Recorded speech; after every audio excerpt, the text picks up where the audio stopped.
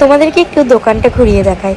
এখানে মোটামুটি সব রকম ব্র্যান্ডেরই জিনিসপত্র পাওয়া যায়, মেয়েদেরও পাওয়া যায়, ছেলেদেরও পাওয়া যায়। চলো, এখানে তো সব কিছু কেনাকাটি কমপ্লিট, এবার বেরোনো যাক। যাক, বড়গুলোর জন্য কয়েকটা জিনিস কিনতে পেরে মনটা শান্তি হলো। সবসময় ওরাই কিনে দেয় না, আমরাও কিনে দিই, তাই তো বলো? আমরাও কিনে দিই, আমরাও শপিং করে দিই। সবসময় ওরাই বুক চাপড়াবে তা নয়, আমরাও বুক চাপড়াবো। এখনো দেখছি রোজগার করা চাপ হয়ে গেছে, এত এত খরচা। যখন সিঙ্গেল ছিলাম তখন এত খরচা ছিল না জীবনে। আমারও তাই, খরচার লিস্ট বেড়ে গেছে। এবার এবার নিজেদের জন্য কয়েকটা জিনিস কিনবো, যদি দোকানটা খোলা থাকে।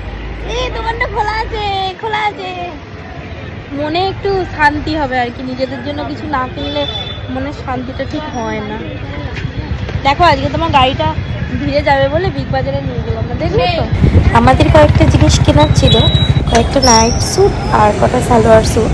তো এই দোকানটাই আমার বর্ধমানের মধ্যে বেস্ট মনে হয়। তো এই দোকানটা থেকে আমরা কিনি। তো এই সেটটা আমার ভীষণ ভালো লেগেছে, একটা নতুনত্ব। তোমরাও জানিও কমেন্ট করে কেমন লাগছে।